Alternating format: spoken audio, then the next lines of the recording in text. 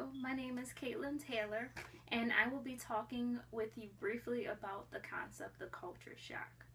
This is Management 435 International Business, Section 90 for Fall 2014.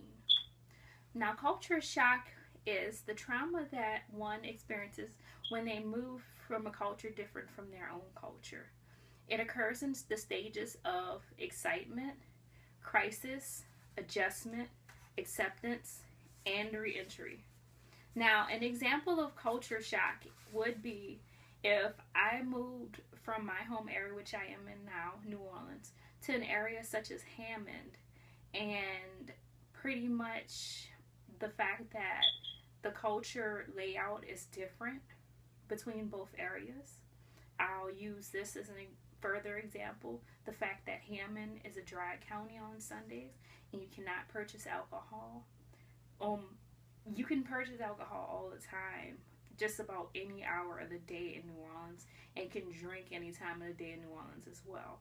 So if I moved to that area, I would be pretty freaked out if I had a long, stressful day and my usual routine is to pour myself a glass of wine after purchasing it from the store, just relaxing and watching television shows until I dozed off on the couch. Now, on a Sunday, that would not happen for me in Hammond. And I found out very quickly when I moved up there shortly that they weren't having it. And even though I purchased wine and alcohol any other day, that I could not purchase it on that day. So that was definitely a frustrating feat for me. So that's an example of culture shock, but just not as a whole, just a component of my routine definitely was off kilter on that Sunday.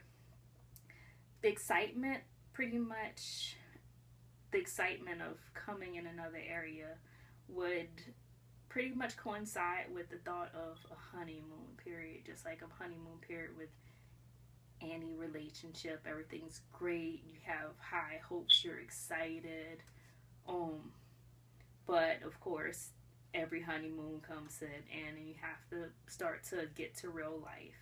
And that's when your crisis comes in. It's almost like a hangover. It's like I had a great night of partying, but there's always that rude awakening waiting for you. Not per se the physical symptoms, but the mental symptoms of despair, frustration, discontentment, and the fact that your routine is pretty much knocked off kilter.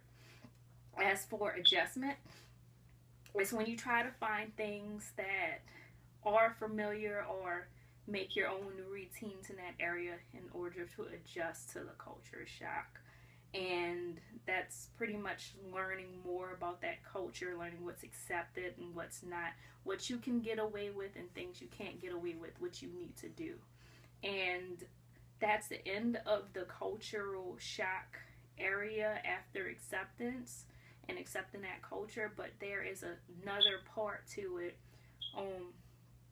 is that's going to be your reentry.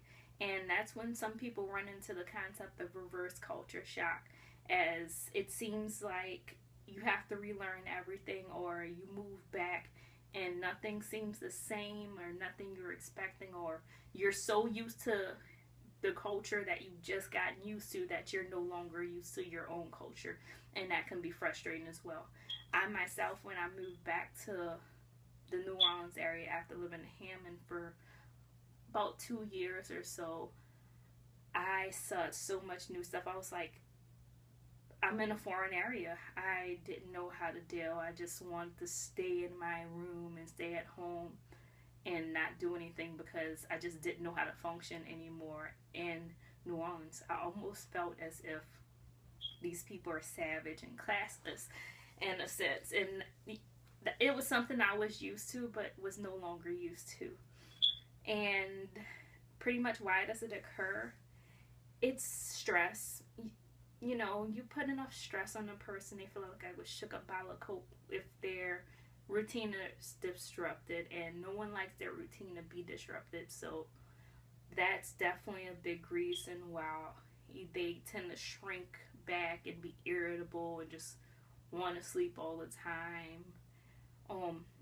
it's like moving to an area with no bike trails. Like for now, my routine that I've just picked up is bike riding every Thursday, or bike riding period, since the New Orleans area has a lot of bike trails. If I move to an area, if I move back to Hammond, I wouldn't be too happy because there are no bike safe areas. Not to say that it's completely safe with biking in New Orleans, but I definitely wouldn't be a happy camper. I wouldn't be able to use my bike, or just I'd have to throw it on a rack and drive all the way to Mandeville and Covington to enjoy my usual routine. And, you know, it's not the same. And that'd be stressful. That would be one fitness routine and stress relief and scenery thing I do every week that I wouldn't have anymore. And it would suck. I'd probably sleep and eat all day if I didn't have that routine when I moved. And the effects of that it has on international business is that representing a company, if like when you work for a business, you're representing not only your company, but on a national scale, regional scale, you maybe represent your country, your area, your state, and whatnot. So if you're experiencing culture shock and you're still trying to work with these people, that could be seen as weakness. From your attitude to your dress, it's a lot of things that go into consideration when a other business person from another culture reads you, in a sense. And one big one too is lack of concentration on your task. You know, you're worrying about your like trying to adjust and why nothing's going for you, or why you're not fitting in, while you're not doing or being able to fully focus on what you were assigned to do to go to that area. You were assigned to do something, you can't even focus on it or be at your 100% when you're experiencing culture shock and taking culture shock badly, because there are ways to overcome culture shock, but you have to be able to adapt. And a lot of people are not able to adapt. They're not able to adjust either, so they leave early.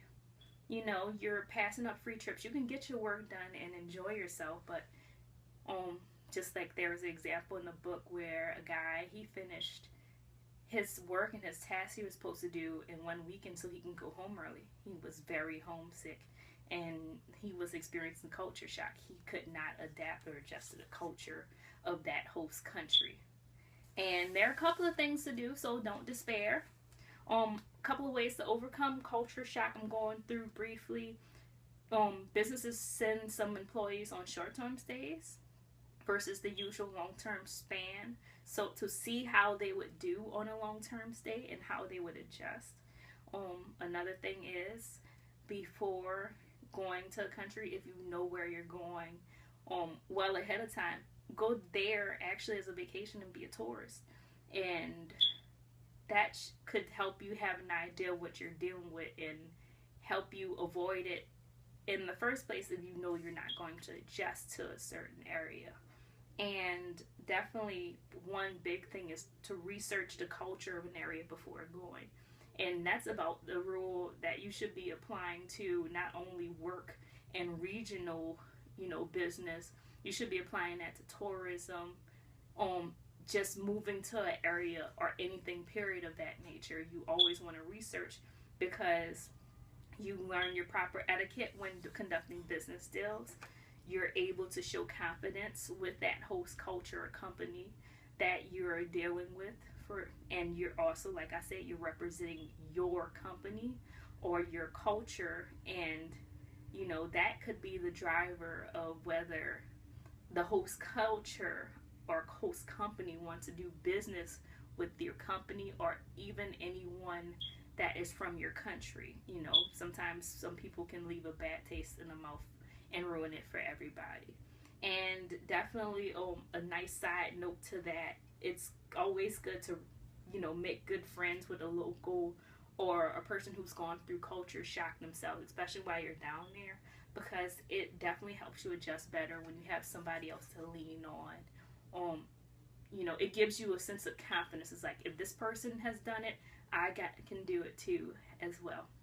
And that was me briefly going over the ideas of culture shock. I hope you enjoy the slideshow PowerPoint that I have as accompaniment to this, and you have a great semester. Thank you.